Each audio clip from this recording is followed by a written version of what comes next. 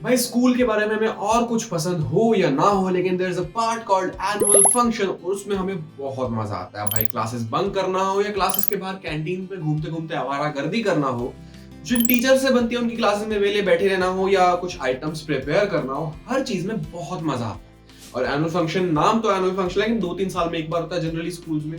तो इस annual function में हमें बहुत कुछ सीखने को मिलता है और इस एनुअल फंक्शन के पीछे जाती है एक बहुत भारी भरकम मैनेजमेंट। तो इसको अगर हम रखते हैं अपना बेस और स्टार्ट करते हैं अपनी बोर्ड बूस्टर सीरीज का chapter number 2 principles of management, और देखते हैं भैया कि इस एनुअल फंक्शन की तैयारी में कौन कौन से प्रिंसिपल कहां-कहां लगते हैं।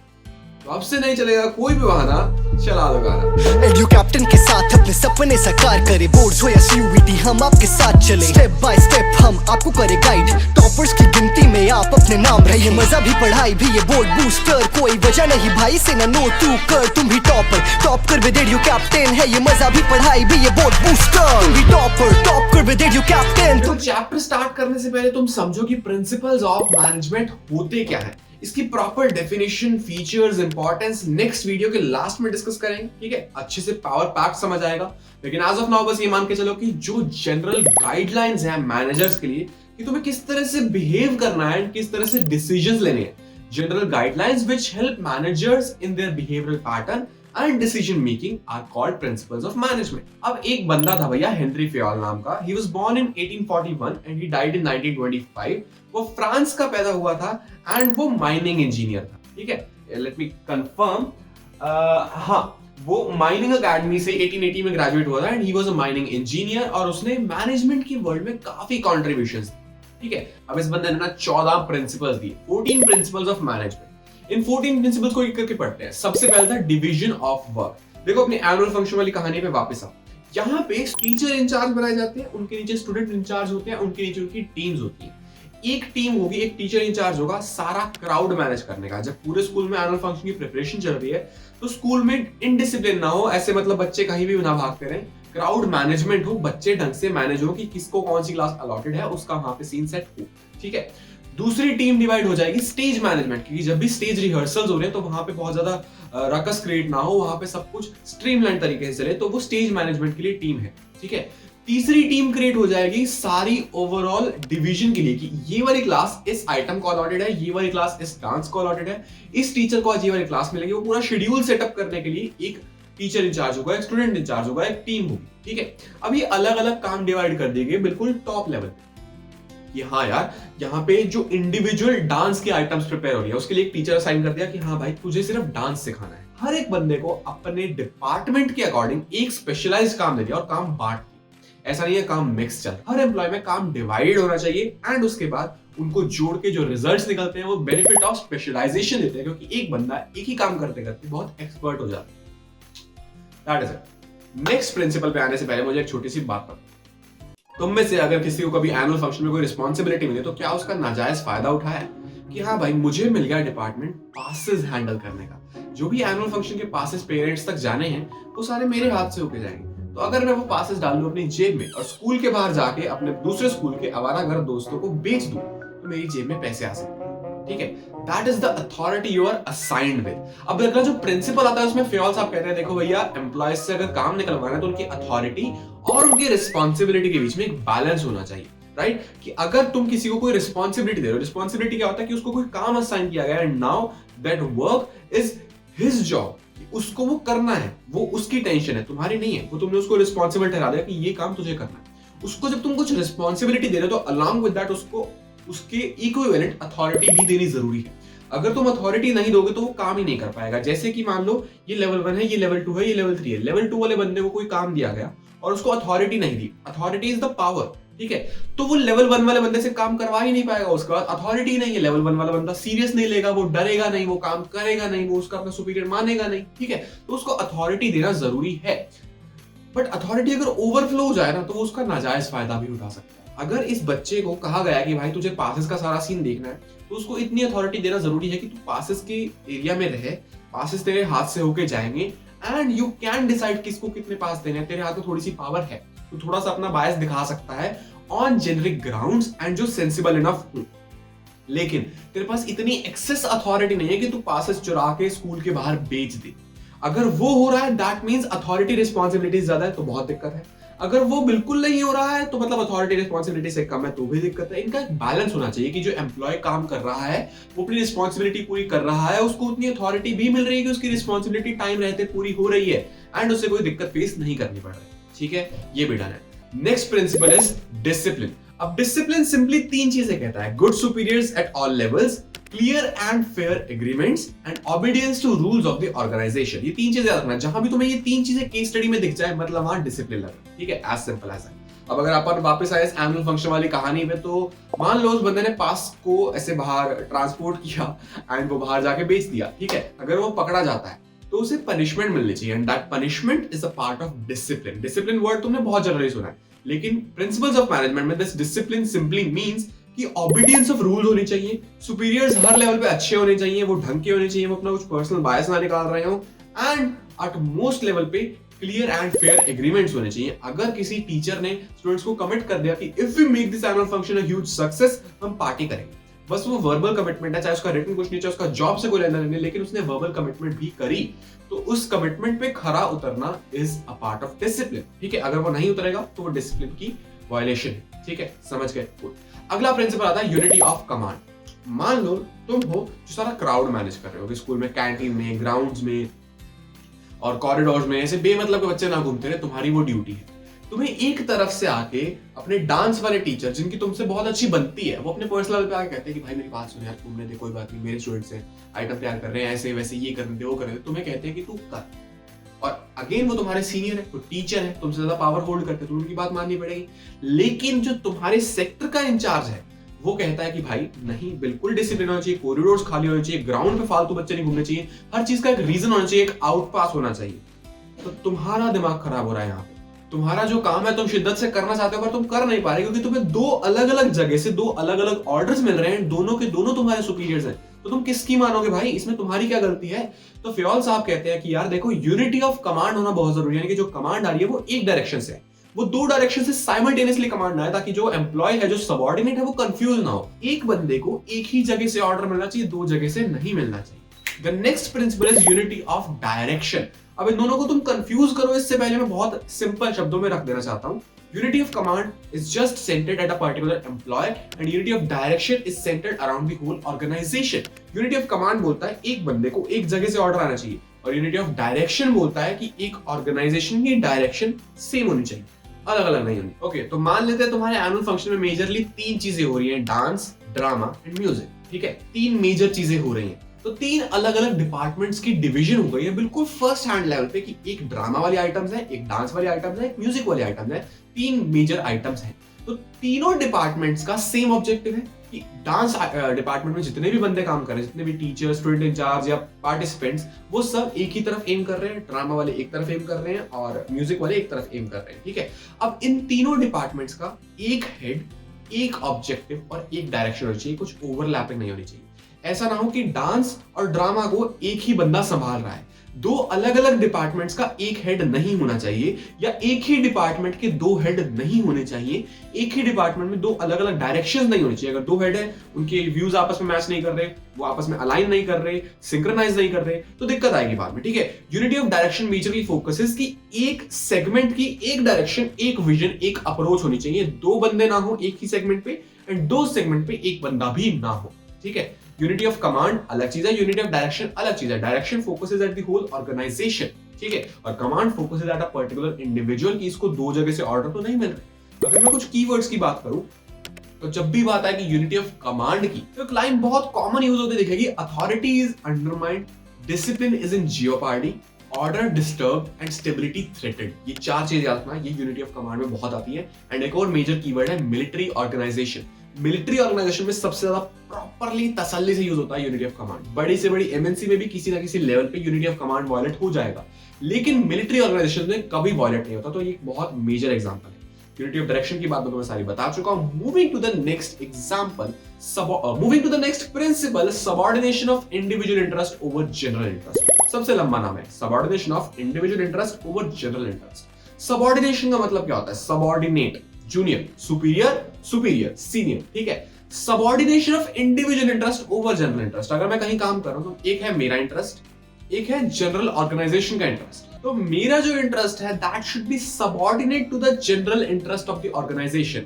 अब एक एनुअल फंक्शन में एक बहुत मेजर डांस आइटम प्रिपेयर हो रही है, एक बहुत बड़ा ग्रुप डांस है, ठीक है। पूरे एनुअल फंक्शन की हाईलाइट है, मतलब स्कूल की यूएसपी है कि हर साल ये चीज तो होती है एंड पूरी ऑडियंस इस चीज की सबसे ज्यादा तारीफ करती है।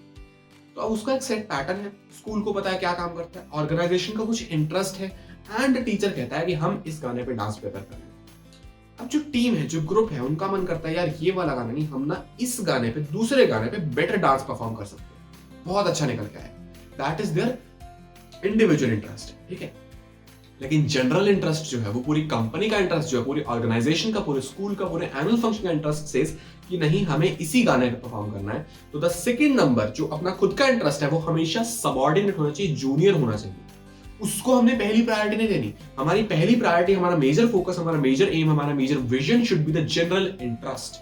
That is it. इतना सिंपल सा प्रिंसिपल है। जब मैं कह रहा हूं ना इंडिविजुअल इंटरेस्ट, तो that does not count employees only, that counts employees, stakeholders, creditors, debtors, owners, investors, सब के सब, ठीक है। Centralisation and decentralisation. अब सेंट्रलाइजेशन का मतलब है सारी पावर इकट्ठी करके टॉप पे ऊपर रख लेना, और डिसेंट्रलाइजेशन का मतलब तो सारी पावर नीचे नीचे तक खिंडा दे।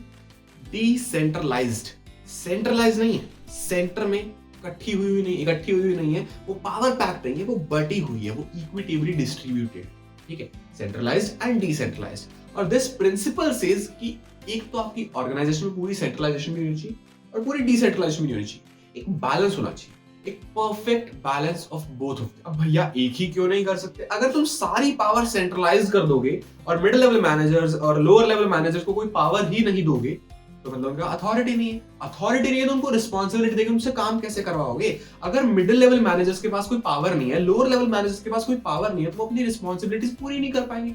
तो मतलब a certain level of decentralisation is important. और अगर सारी ही पावर डिसेंट्रलाइज कर दी, टॉप लेवल मैनेजर के पास कुछ पावर ही नहीं है, कोई डिसीजन मेकिंग एरियाज ही नहीं है, तो वो टॉप लेवल मैनेजर रहा कैसे? वो टॉप लेवल मैनेजर है जस्ट बिकॉज उसके पास सारे इंपॉर्टेंट डिसीजन मेकिंग पावर्स हैं, जस्ट बिकॉज वो सारी इंपॉर्टेंट चीजें खुद तक होल्ड कर रहा है। तो सेंट्रलाइजेशन और डिसेंट्रलाइजेशन एक बैलेंस में होनी चाहिए। क्या पावर डिवाइड होनी है, क्या पावर नहीं होनी, there should be a perfect balance of both of them. Like अगर हम एनुअल फंक्शन में वापस आते हैं, ठीक है, तो जो स्टूडेंट इंचार्जेस हैं एट द एंड वो है तो स्टूडेंट ही, उनको हम सारा कुछ तो नहीं समझवा सकते कि यार टीचर कहे मैं तो हफ्ता नहीं आता, तो देख ले तेरी टेंशन है, नहीं कह सकते कि at the end they are students and at the end वो मजे मारने की तरफ ओरिएंट हो जाएंगे और वो काम को सीरियसली नहीं लेंगे और काम लटक जाएगा। लेकिन अगर टीचर सारी पावर खुद तक ही रख ले तो स्टूडेंट इंचार्ज का काम ही क्या हुआ भाई? उसको काम भी देना है, उससे काम करवाना भी है, उसको पावर देनी भी है, but at the same time उसको सारी पावर नहीं देनी है। सेंट्रलाइजेशन और डिसेंट्रलाइजेशन का एक बैलेंस होना बहुत जरूरी है, ठीक है। अब एक बार को मान लो कि तुम्हें तुम्हारे एनुअल फंक्शन में कुछ छोटा सा चेंज सजेस्ट करना है, तुम्हें लगता है यार नहीं ऐसे नहीं, ऐसे होना चाहिए, या इस चीज को हम ऐसे करेंगे तो बेटर होगा। तुम डायरेक्टली वो चीज लेके प्रिंसिपल के पास तो नहीं पहुंच जाओगे ना, you are not allowed to do that. तुम पहले जाओगे अपने स्टूडेंट इंचार्ज के पास, वो लेके जाएगा तुम्हें टीचर इंचार्ज के पास, और वो लेके जाएगा तुम्हें प्रिंसिपल के पास। तो जस्ट इमेजिन अ सिनेरियो कि ए के नीचे बी सी डी और इस साइड ए के नीचे ई एफ जी, ठीक है। अगर डी को ए से बात करनी है तो डी पहले सी के पास जाएगा, फिर सी बी के पास जाएगा, फिर बी ए के पास जाएगा। A can not directly contact with D, इस चीज को समझो। और डी को अगर इस साइड जी से बात करनी है तो ये दोनों सेम लेवल पे हुए ना, डी और जी सेम लेवल पे हुए, तो अगर ये आपस में बात कर रहे हैं, this is known as gangplank. अब स्केलर चेन जो है, ये प्रिंसिपल सिंपली बोलता है भैया कि एक चेन होनी चाहिए, एक वेल डिफाइंड ऑर्गेनाइजेशन में एक चेन होनी चाहिए कि अगर इसको इससे बात करें तो कैसे बात होगी। ऐसे नहीं कोई भी कहीं भी मुंह उठा के पहुंच जाएगा, कल को हर बच्चा प्रिंसिपल जाने लगे तो प्रिंसिपल का टाइम कहाँ है इतना भाई? प्रिंसिपल को टाइम भी तो चाहिए, समझो इस चीज को। तो हर चीज का ना डिफाइंड स्ट्रक्चर होना चाहिए। सबसे पहले स्टूडेंट्स हैं, फिर स्टूडेंट इंचार्जेस हैं, फिर टीचर इंचार्जेस हैं, फिर प्रिंसिपल है। स्टूडेंट्स को टीचर इंचार्ज से बात करनी तो वाया स्टूडेंट इंचार्ज होगी, स्टूडेंट इंचार्ज को प्रिंसिपल से बात करनी तो वाया टीचर इंचार्ज होगी। समझो इस चीज को। अगर टीचर इंचार्ज को टीचर इंचार्ज से बात करनी तो वो वाया प्रिंसिपल को थोड़ी आएगी, प्रिंसिपल बेवकूफ है, वो बीच में ऐसे इन्वॉल्व हो रहा है, वो आपस में बात कर लेंगे। This is known as gangplank, as simple as that. Moving to the next principle that is called initiate. अब अगर तुम्हें किसी चीज को अच्छी सक्सेस बनाना है तो उसके अंदर जितने भी माइंड्स इन्वॉल्व हैं उनकी ओपिनियंस लेना जरूरी है, बट उनकी ओपिनियंस कंसिडर करने हैं या नहीं ये तुम्हारी पावर होनी चाहिए। इन सिंपल वर्ड्स, एक एम्प्लॉय अगर तुम्हें कुछ सजेस्ट कर रहा है कि यार इसको ऐसे करेंगे ना बहुत अच्छा होगा, सुनो, जरूर सुनो। Give your employees enough freedom कि वो इनिशिएटिव ले पाए, वो कुछ सजेस्ट कर पाए, वो इनिशिएट कर पाए अपनी एंड से, वो तुम्हें बता पाए यार नहीं, this should be done is this particular way. ठीक है, इस चीज को समझो थोड़ा। एंड उसके बाद वो करना या नहीं करना वो तुम्हारी मर्जी है, तुम्हारे हाथ में अथॉरिटी, तुम्हारे हाथ में पावर, तुम टॉप लेवल पे बैठे हो, लेकिन अपने सबऑर्डिनेट्स को इतना एम्पावर करो कि वो सामने से उठ के बोल पाए। ठीक है, सिंपल सी चीज है। यही जो मैंने पिछले प्रिंसिपल में बात की थी कि अगर तुम्हें कोई आइडिया सजेस्ट करना है तो you should be given enough freedom कि हाँ मैं जाके बोल पाऊं यार, मैं जाके बता पाऊं, मुझे डांट नहीं पड़ेगी, मुझे कोई सामने से नहीं कह के बता यार क्या फालतू बात कर रहा है। अच्छा लगेगा तो कंसीडर हो जाएगा, नहीं लगेगा तो नहीं होगा, बट मुझे इतना अलाउड है कि मैं जाके बोल पाऊं। ठीक है, ये समझो, इस चीज को इस तरह से कंसीडर करके चलो, बहुत सिंपल और बहुत इजी रहने वाला है। ठीक है भैया, कूल है, समझ गए। Moving to the next principle, that is order. अब इस ऑर्डर का मतलब ऑर्डर देना नहीं है, दिस ऑर्डर मींस यार पूरी ऑर्गेनाइजेशन ना थोड़ी तसल्ली से हो। जैसे अपनी मम्मी को बहुत पसंद होता है ना कमरे में हर चीज सही जगह पे पड़ी। अगर मैं अभी तुम्हें कैमरा घुमा के दिखाऊं तो मेरे कमरे में तारे कहीं गिनी हुई है, लैपटॉप कहीं है, रजाई पड़ी है, पिलो पड़ा है, उधर लाइट वाइट लगी हुई है, बहुत मेस्ड अप कमरा है। और अगर मम्मी ने देखा तो मुझे डांट पड़ेगी, मेरी गारंटी है, मुझे पता है। इसी तरह से एक बड़ी ऑर्गेनाइजेशन में हर चीज की एक जगह होनी चाहिए और हर बंदे की भी एक जगह होनी चाहिए। This is what order means. अगर एक पर्टिकुलर आइटम प्रिपेयर हो रही है, एक डांस प्रिपेयर हो रहा है, एक ड्रामा प्रिपेयर हो रहा है, एक टीचर है उसको प्रिपेयर करवा रहा है, तो उनको एक पर्टिकुलर रूम असाइंड होना चाहिए। ऐसे नहीं है वो कभी कॉरिडोर में कहीं घूम रहे हैं, कभी कैंटीन में घूम रहे हैं, कभी ग्राउंड में घूम रहे हैं, कभी किसी रूम में बैठे, कभी किसी रूम में बैठे। उनको कुछ पर्टिकुलर पोजीशन, कुछ लोकेशन असाइंड होनी चाहिए। एंड जो प्रॉप्स हैं, प्रॉप्स की भी कोई पर्टिकुलर लोकेशन होनी चाहिए कि यार ये props by the end of the day यहाँ पे इकट्ठे हो जाएंगे। ऐसा नहीं है कि प्रॉप्स कहीं पे रुल रहे हैं पूरे स्कूल में, प्रॉप्स की भी एक जगह होनी चाहिए। तो हर सामान की और हर चीज की एक जगह होनी चाहिए। This is what order means, that is it. इसके अगर हम आगे बढ़े तो एक प्रिंसिपल आता है इक्विटी। ठीक है, this equity basically means equality. And ये जो इक्वालिटी है ये कहता है कि तुम जिनसे भी डील कर रहे हो उनको बराबर रखो। ऐसा नहीं है कि तुम कहीं बायसनेस दिखा रहे हो, कहीं फेवरिज्म दिखा रहे हो। अगर एक स्टूडेंट इंचार्ज डील कर रहा है ग्रुप ऑफ स्टूडेंट से, वहां पे जो उसके दोस्तों का ग्रुप है उनको वो कुछ भी करने दे रहा है और बाकियों को कुछ नहीं करने दे रहा, उनका बहुत स्ट्रिक्ट है, that is wrong. That obviously is wrong and वो होता भी है, बट अगर वो एक हद से ज्यादा हो तो वो इस प्रिंसिपल की वायलेशन है एंड ऐसे ऑर्गेनाइजेशन ढंग से नहीं चलती। एक टीचर के अंडर में अगर 3-4 स्टूडेंट इंचार्ज हैं एंड उसके जो फेवरेट स्टूडेंट इंचार्ज है वो उससे ज्यादा तसल्ली से काम करता है या उनको बहुत फेवर करता है या उनको अनफेयर एडवांटेजेस देता है काफी चीजों में, उनको डांटता नहीं है, उनको कुछ भी करने देता है, वहां पे चीजें गड़बड़ हो जाती है। इक्विटी बेसिकली मींस कि तुम्हारे नीचे अगर एक बंच ऑफ एम्प्लॉयज है और वो सेम लेवल पे है तो you should treat them equally. हर चीज, वो जिस मर्जी जेंडर के हो, वो जिस मर्जी क्लास के हो, वो जैसे मर्जी हो, लेकिन तुम्हें उन्हें इक्वल ट्रीट करना है because they are at the same level and they deserve equal respect and they deserve equal authority and responsibility. अब अगला प्रिंसिपल कहता है भैया esprit de corps. Esprit de corps, मैंने तुम्हें शुरू में बताया कि हेनरी फ्योल फ्रांस का था, तो उसने बाकी सारे प्रिंसिपल्स दिए इंग्लिश में और ये दे दिया फ्रेंच में। वो क्यों, क्या, कैसे, उसकी मर्जी। या उसने सारे के सारे दिए फ्रेंच में और 13 कन्वर्ट हो गए इंग्लिश में, बाकी ये 14th रह गया फ्रेंच का फ्रेंच। स्पिरिट द कॉर्प्स का मतलब होता है, स्पेलिंग देख लेना ध्यान से, ई से स्टार्ट होती है। इसका मतलब होता है कि वी नॉट आई, जो भी काम हो रहा है वो हम कर रहे हैं, एज अ टीम कर रहे हैं, मैं अकेला नहीं कर रहा। तुम किस मर्जी लेवल पे, तुम अकेले उस काम का क्रेडिट नहीं लोगे, हम सब मिलके उस काम का क्रेडिट लेंगे। This is what this principle suggests. इतने सिंपल सी चीज होने वाली है कि भैया जो भी काम हुआ ये हमने किया, ये मैंने अकेले ने नहीं किया। इस बहन में मत आना कि मैंने अकेले ने कर दिया। हम सब अगर ना हो पाते तो ये काम ना हो पाता। ये फीलिंग देना अपनी टीम को, उनको अपने एम्प्लॉयज, अपने सबऑर्डिनेट्स ना दिखाना बल्कि अपनी टीम दिखाना, ये कहता है स्पिरिट द कॉर्प्स। ठीक है, एज सिंपल एज दैट।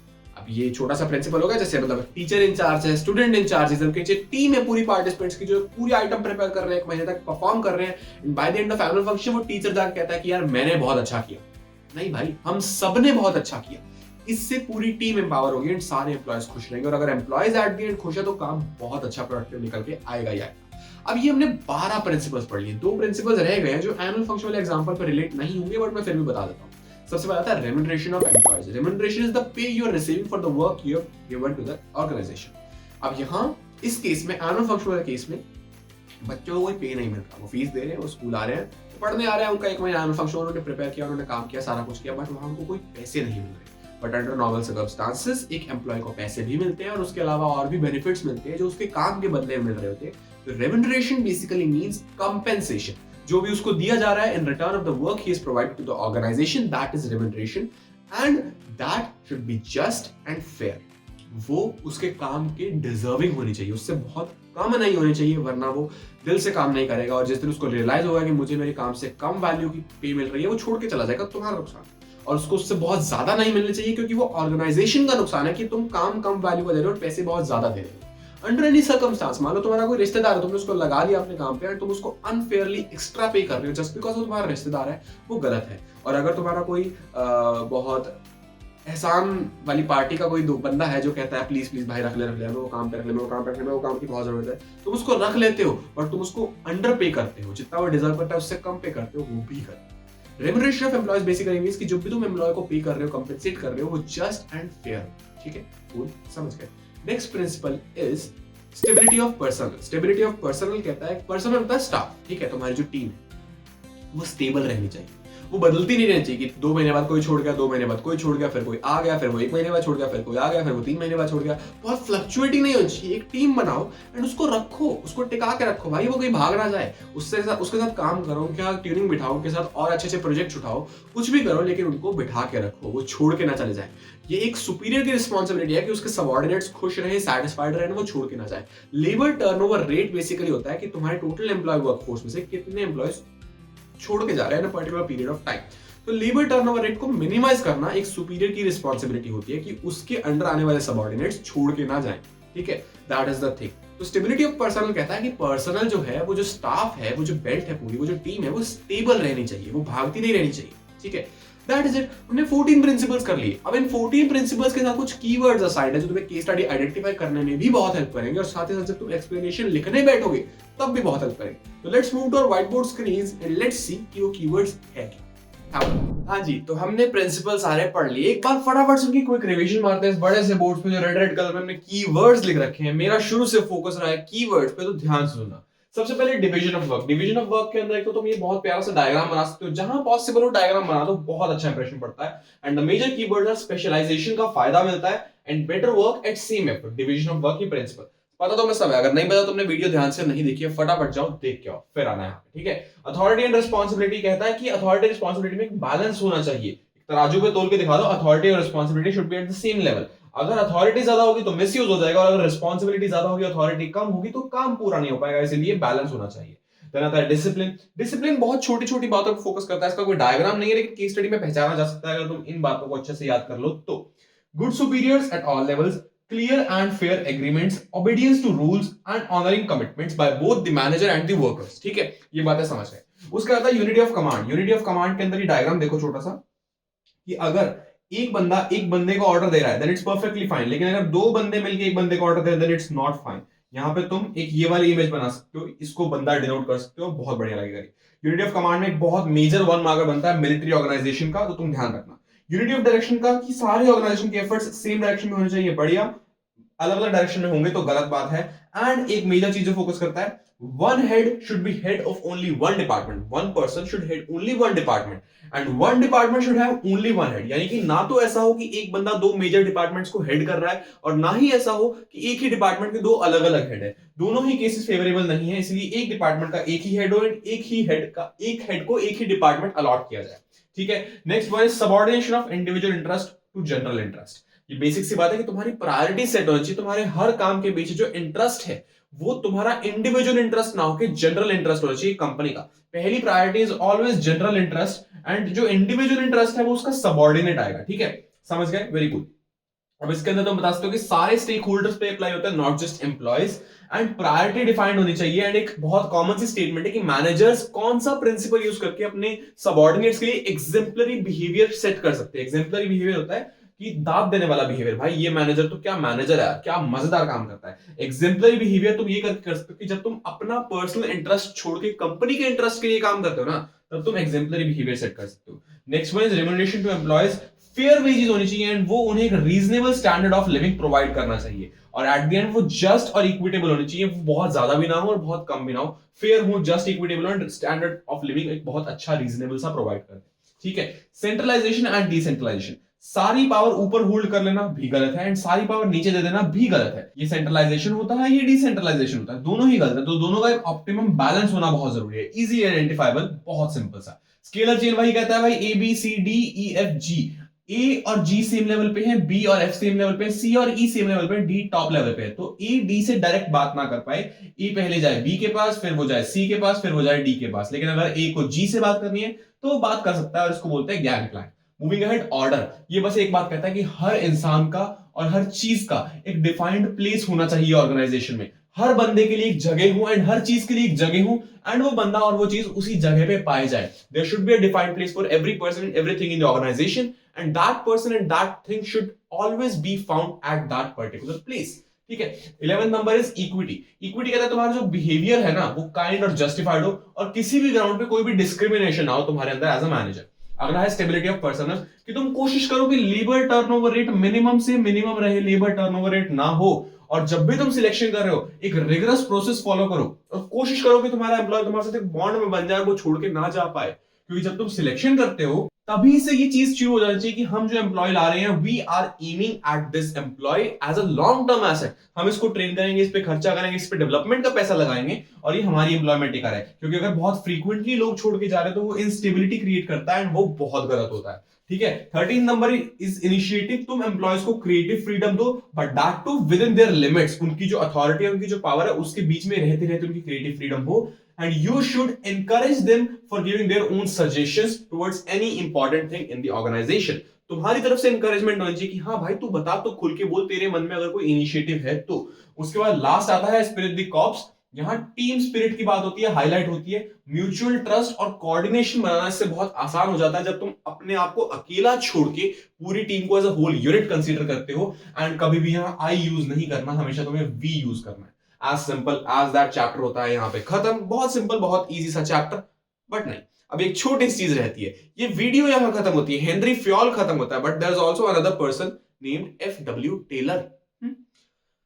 अगली वीडियो में मिलते हैं।